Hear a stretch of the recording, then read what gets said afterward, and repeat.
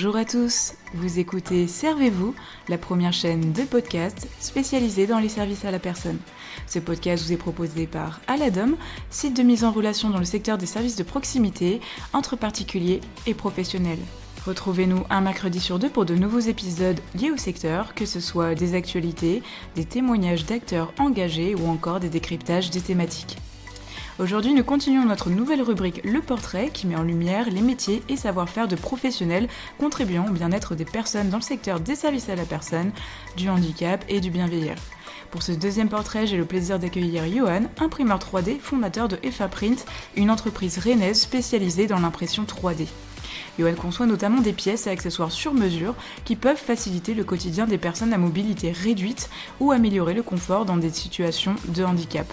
Dans cet épisode, nous allons découvrir son parcours, ce qui l'a poussé à se lancer dans l'impression 3D et comment cette technologie peut réellement changer le quotidien des utilisateurs. Nous parlerons aussi de projets concrets comme des prothèses et accessoires personnalisés et des enjeux techniques mais aussi humains derrière ce type d'accompagnement. Bonne écoute!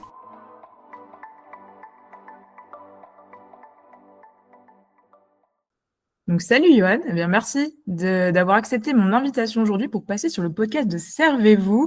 Donc voilà la petite anecdote pour celles et ceux qui vont écouter cet épisode. Voilà, en ce moment j'enchaîne un peu les interviews avec des personnes que je connais déjà personnellement, puisque avec Johan on se connaît déjà dans la vraie vie, on est amis. Donc t'es voilà la deuxième personne que j'interviewe pour la nouvelle rubrique du podcast Le Portrait. Donc, je trouvais ça intéressant de t'inviter aujourd'hui au micro de Servez-vous parce que même si voilà, moi je connais un petit peu ton métier, on a déjà un peu discuté de ce que tu faisais, tu m'avais également expliqué que ça t'était déjà arrivé d'imprimer des accessoires ou des pièces qui peuvent être adaptées à des profils qui sont à mobilité réduite notamment, donc que ce soit pour le vieillissement ou du handicap. Donc, je me suis dit que ce serait sympa de t'interviewer aujourd'hui pour faire un petit focus sur ce sujet. Est-ce que déjà tu peux nous raconter ton parcours et comment tu as démarré dans l'impression 3D à Rennes? Salut Célia, merci de me recevoir. C'est très gentil à toi de me donner la parole. Du coup, mon parcours en quelques lignes. J'ai fait des études d'ingénieur à l'école des arts et des métiers qui sont terminées en 2012. Ensuite, j'ai fait plusieurs boulots en tant qu'ingénieur mécanique en bureau d'études. Et suite un peu à un ras-le-bol des conditions de travail après deux postes différents dans deux boîtes différentes, mais un peu avec les mêmes soucis de management, j'ai décidé de quitter mon deuxième poste pour me lancer à mon compte. Et c'est à ce moment-là, je me suis un peu intéressé à ce qui était possible de faire pour vivre de son activité. J'ai vu qu'il y avait un peu des opportunités au niveau de l'impression 3D où il n'y avait pas grand monde qui faisait ça sur Rennes et puis ça permet de rebondir facilement sur différents marchés. Notamment du fait que dans ma dernière entreprise où j'avais travaillé, ils avaient des imprimantes 3D, donc j'avais déjà pu me familiariser un petit peu avec cette technologie-là à ce moment-là. Et voilà, et du coup, ça m'a semblé une opportunité prudente de proposer des services d'impression 3D à la demande à moi. J'ai ouvert du coup mon entreprise FA Print en 2017. J'ai travaillé 2 ans dans mon salon et puis j'ai ouvert mon local commercial il y a maintenant 7 ans en 2019 où j'y suis très bien du coup dans la rue Saint-Hélier.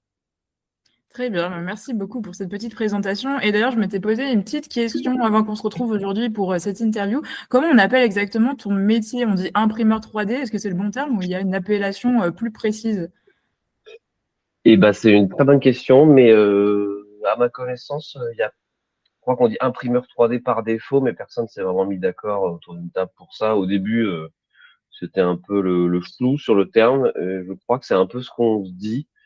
Mais c'est une bonne question parce que je sais que quand par exemple je veux remplir des papiers ou de l'administratif, il n'y a pas de terme exact où tout le monde est d'accord. Donc partons sur imprimeur 3D. Je crois que c'est un petit peu le terme qui est devenu courant par usage. D'accord, ok, très bien. En tout cas, c'est intéressant de voir comment ton parcours d'ingénieur t'a amené à identifier, on va dire, une opportunité dans l'impression 3D. Et quand tu as commencé justement à travailler sur des besoins des personnes à mobilité réduite, parce que c'est un peu le sujet de l'épisode d'aujourd'hui, est-ce que tu peux nous dire voilà, quelles difficultés concrètes du quotidien tu pouvais résoudre justement grâce à la technologie de l'impression 3D? En fait, grâce à l'impression 3D, on peut faire pratiquement n'importe quelle pièce en plastique. Donc, du coup, on peut facilement remplacer des pièces cassées ou un équivalent, voire on peut aussi améliorer des pièces existantes, quitte à refaire la pièce. Des fois, on peut la consolider ou ajouter du confort là où c'est nécessaire. Et du coup, c'est très utile quand la pièce originale se vend plus ou alors qu'elle se vend toujours, mais des fois, les accessoires, tout le monde le sait, sont parfois vendus à prix exorbitant. Il y a un peu un abus de certains fournisseurs où ils savent que les gens sont coincés chez eux, donc ils vont marger énormément dessus. Du coup, ça peut assez souvent être intéressant de les refaire en impression 3D pour retomber sur un prix un peu plus abordable, voire beaucoup moins cher. Et du coup, on peut facilement remplacer des pièces quand elles sont cassées ou améliorer des pièces existantes. Par exemple, des poignées de fauteuil roulant.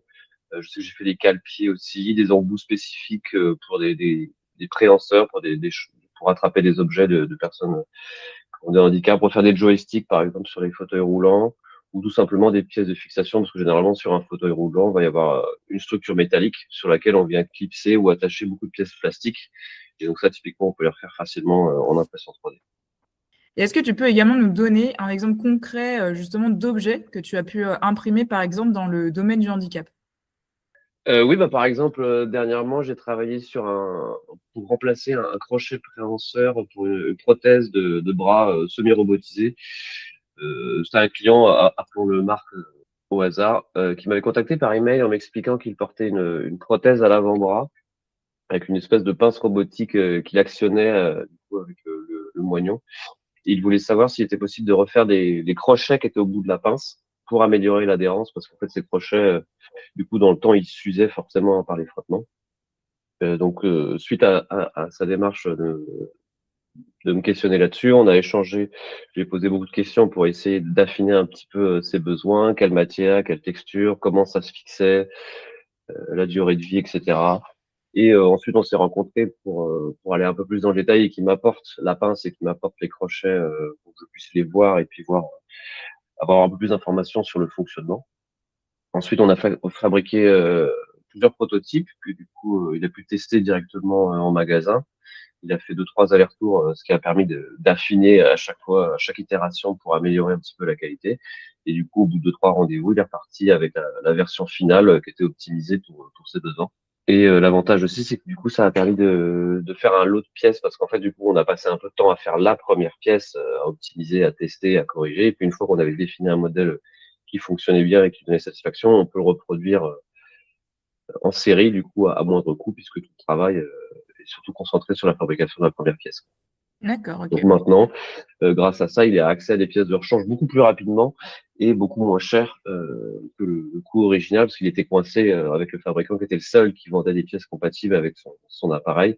Et parfois, il peut attendre 1, 2, 3 mois avant d'avoir ces pièces, ce qui évidemment est très très long quand on a un besoin quotidien pour des utilisations manuelles, on va dire, de ça. Hmm. Et en tout, le projet, il a duré combien de temps? Entre le Bah, moment où il m'a contacté par email et le moment où il est reparti avec la version finale, je dirais une dizaine de jours. ok, ça marche. Ouais, c'est vraiment un gain de temps, quoi. Ouais. Ok, très bien. Bon, en tout cas, c'est très intéressant. Bon, on voit que chaque détail compte hein, dans ce type de projet. Et est-ce que c'est plus compliqué, justement, techniquement, de travailler, voilà, sur des projets qui sont liés au handicap par rapport, j'ai envie de dire, à d'autres projets qui peuvent être un peu plus généralistes, un peu plus lambda? En fait, ça dépend. Ça peut être. Il y a des cas où c'est plus compliqué, il y a des cas où c'est plus simple. Par exemple, il existe des bibliothèques de fichiers 3D qui sont disponibles en ligne. Et si jamais la personne handicap ou pas handicap, elle va avoir trouvé son bonheur, on va dire, sur cette bibliothèque de fichiers 3D, bon voilà, ça va être très simple.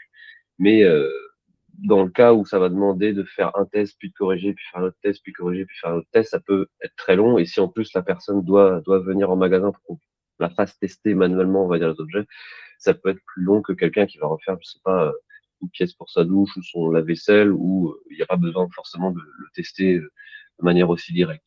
Donc en fait, parfois ça peut l'être, ça va dépendre du handicap, ça va dépendre des informations qu'on peut trouver en ligne pour des gens qui auraient déjà travaillé sur le sujet. C'est assez variable. D'accord, très bien. Ouais, ben, de toute façon, j'ai bien compris qu'on sent bien aussi qu'il y a beaucoup d'essais, d'ajustements, on va dire, pour trouver la Ah ouais. solution parfaite et que le produit soit, voilà, vraiment Bah, Des ajusté. fois, c'est- des fois c'est bon du premier coup, et tant Ouais. mieux, mais souvent, plus ça va être pointu, précis, et là, on prend un peu, là, on voulait tester par exemple l'adhérence des crochets que je fabriquais pour qu'ils puissent attraper les objets. Et du coup, pour tester l'adhérence, ça, on peut pas tellement s'en rendre compte avant la fabrication. Il faut vraiment tester, faut fabriquer, faut imprimer en 3D, et on teste directement. L'adhérence, c'est compliqué de le simuler en théorie à l'avance. Ouais, je comprends. OK. Et du coup, est-ce que l'impression 3D, voilà, elle permet vraiment de créer, voilà, des produits ou des solutions sur mesure? Oui, tout à fait. Bah, c'est là une des grandes forces justement de l'impression 3D, c'est le côté sur mesure disons par opposition à des pièces qui vont être faites en série dans une usine où le but c'est de faire le plus possible la même pièce en grande quantité. Là, l'impression 3D, on peut très facilement et très rapidement modifier, voilà, justement une première version, on change sur l'ordinateur le dessin 3D, on réimprime et la pièce est petite, on l'a 1 heure ou 2 après. Donc justement, c'est la force et l'intérêt de l'impression 3D, c'est justement le sur mesure et la réactivité. Ouais. OK, très bien. Est-ce que tu penses justement que ces solutions, enfin en tout cas, l'impression 3D pourra devenir, voilà, accessible au plus grand nombre? Ou est-ce que ça va rester, un peu une solution de niche et un peu spécialisée? Alors en fait, c'est déjà un peu le cas dans le sens où les imprimantes 3D, le coût a beaucoup baissé, le coût des machines a beaucoup baissé depuis quelques années, et notamment l'accessibilité, la technologie est devenue plus accessible avec des logiciels plus ergonomiques, des machines plus faciles à maintenir, etc. Donc c'est déjà un peu le cas. En plus, comme je vous disais, il existe déjà des bibliothèques de fichiers 3D qui permettent aux gens quoi, qui ne savent pas ou qui n'ont pas forcément les compétences pour dessiner en 3D d'accéder directement à des objets déjà designés. Mais disons que si c'est pour faire des choses simples, les gens pourront toujours se débrouiller, mais c'est quand on va faire des choses un peu plus compliquées, où là, ça va demander quelqu'un de plus expérimenté.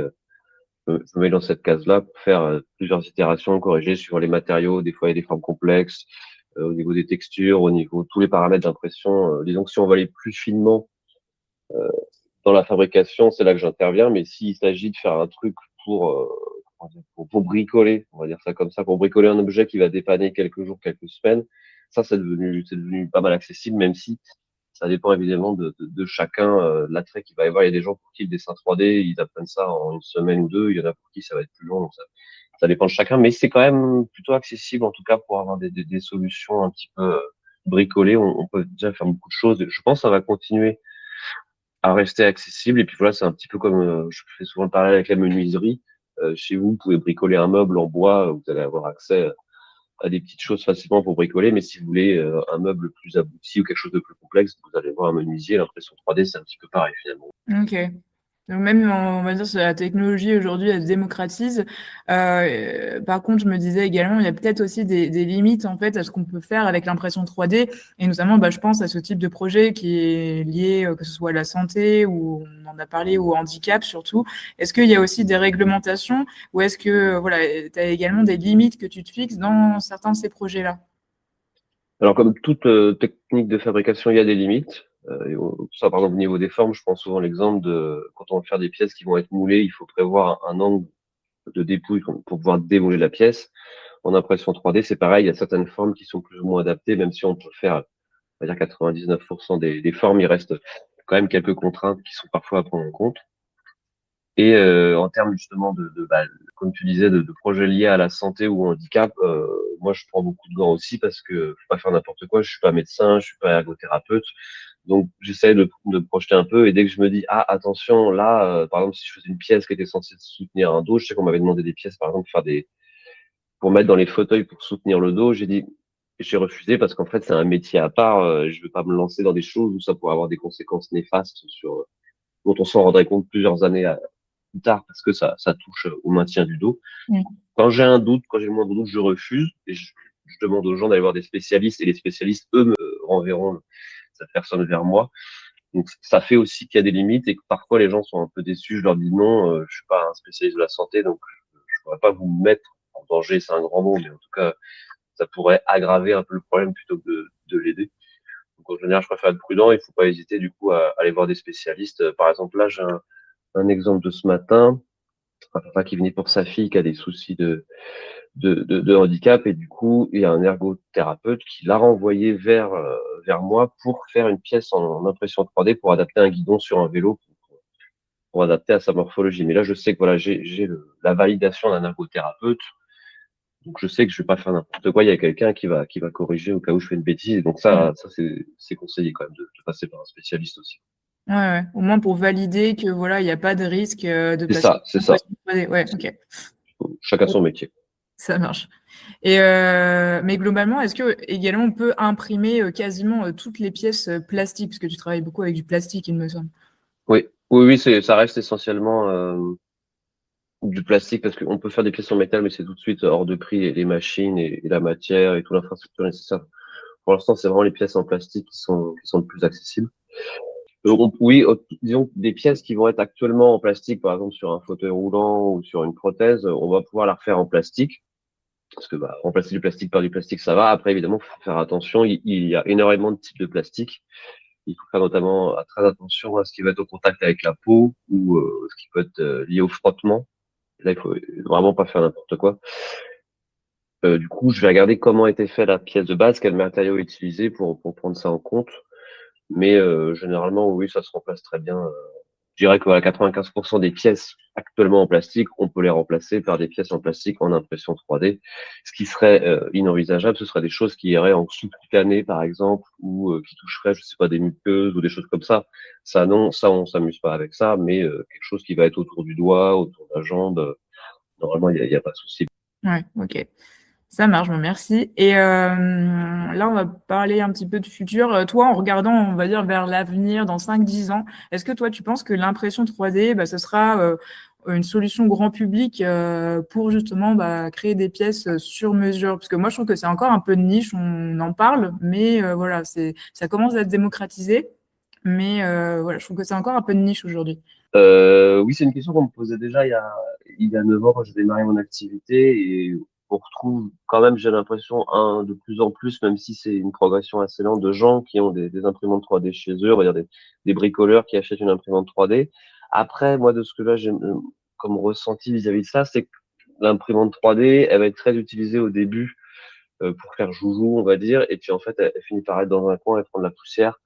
Il y a beaucoup d'excitation, d'émulsion autour de l'impression 3D, mais ce serait un peu comme acheter une fraiseuse ou un tour ou je sais pas, une petite forge pour chez soi. On va s'amuser à faire 2, 3, 5, 6 pièces au début, mais finalement, après, ça a fini par prendre un peu la poussière dans un coin. Donc ça se démocratise, mais ça n'expose pas non plus, et je pense pas que ça va être, par exemple, comme une imprimante papier, où il y a une époque, même si là ça s'est calmé un peu, mais avec le numérique, mais il y a une époque où tout le monde avait une imprimante papier chez soi. Ça, c'était ultra démocratisé. L'impression 3D, je pense que ça va rester quand même un truc de bricoleur, notamment du fait parce que ça demande quand même de se former beaucoup plus qu'une imprimante papier, on va dire. Et Mm. ça peut tomber assez facilement en panne parce que c'est quand même des machines assez fragiles. Si on fait une erreur, ça peut tomber en panne. Et là, ça demande tout de suite des compétences un peu de mécanicien pour pouvoir le réparer. Donc, oui, ça se démocratise, mais il n'y en aura pas partout, chez tout le monde. Ouais, ok. Et très bien. Et parmi notamment tous les projets que tu as réalisés, est-ce que voilà, il y en a un qui t'a particulièrement marqué, où tu as senti que ton travail il avait un impact voilà, sur le quotidien de quelqu'un? Notamment, je vais te poser la question sur un projet qui est lié soit à la santé ou notamment sur le sujet du handicap. Je dirais que le cas qui m'a le plus marqué, ça reste comme celui de Marc, parce que pour le coup, c'était vraiment directement, ça touchait directement son quotidien, dans le sens quelqu'un qui va avoir un handicap, ça peut être améliorer un peu son confort, changer une matière, avoir quelque chose un peu plus ergonomique. Là où pour Marc, c'était vraiment son quotidien. Enfin, il en avait besoin toutes les minutes. Il avait besoin de pouvoir utiliser sa main robotique, on va appeler ça comme ça. Donc du coup, on se rend compte de l'impact qu'on peut avoir sur la vie de quelqu'un qui est là pour le coup, qui est vraiment très important. Si au final j'y arrivais pas, il aurait peut-être pu trouver d'autres solutions en direct. Mais là, il était coincé à devoir attendre des pièces pendant un mois et c'était un père de famille. Enfin voilà, il y avait plein de choses à faire. Donc là, pour le coup, c'était assez marquant de se rendre compte que j'avais un impact direct sur sa vie à énormément de niveaux, quoi. Et je sais que maintenant, il utilise sa pince tous les jours, comme moi, j'utilise mes doigts, évidemment. Donc, pouvoir lui permettre d'avoir accès rapidement et pas cher à des pièces qui sont aussi utiles, ouais, ça m'a quand même pas mal marqué. Ok, Ça très m'a bien. aussi beaucoup motivé pour me donner à fond, quoi, parce que là, pour le coup, c'est pas un petit objet pour décorer qu'on met sur l'étagère, c'est vraiment un truc important, quoi. Ouais, ouais, c'est vraiment, c'est devenu son objet du quotidien, un peu. C'est ça, ouais. Ouais, oui, oui, vraiment en avoir besoin pour le coup, quoi. Ouais, c'est ça, ouais. Très C'est indispensable. bien. Ok. Très bien. Écoute, Johan, on a presque terminé cette interview. Donc, forcément, je vais te poser cette question, voilà, pour les personnes qui nous écoutent. Si on souhaite justement te contacter pour un projet, comment peuvent-ils faire? Je dirais que le plus simple, c'est de me contacter par email ou par téléphone, éventuellement un premier échange par téléphone. J'imagine que tu donneras les coordonnées après coup, tu les mettras à disposition. Et ensuite, souvent, je demande à ce qu'on m'envoie un email pour avoir des photos, des images et puis établir parfois un petit cahier des charges. Si vous voulez voir aussi quelques réalisations, j'ai un Instagram au nom de l'entreprise, donc Faprint, Hephaprint. Voilà. Très bien. Bon, de toute façon, comme je le disais, je me remettrai tes coordonnées en description de cet épisode. Donc, écoute, merci beaucoup. Je t'en prie, merci de m'avoir donné la parole. Salut. Voilà, c'est tout pour cet épisode. J'espère sincèrement qu'il vous a plu. Donc n'hésitez pas à vous rendre sur le site d'Ephaprint ou sur les réseaux sociaux pour suivre tous ses projets et découvrir ses réalisations. Vous trouverez tous les liens en description de cet épisode. Et bien sûr, si vous avez aimé ce format, comme d'habitude, vous pouvez également suivre le compte Instagram servez-vous-podcast pour être informé des dernières sorties. Je vous souhaite à toutes et à tous une bonne journée ou soirée et je vous dis à bientôt pour un prochain épisode.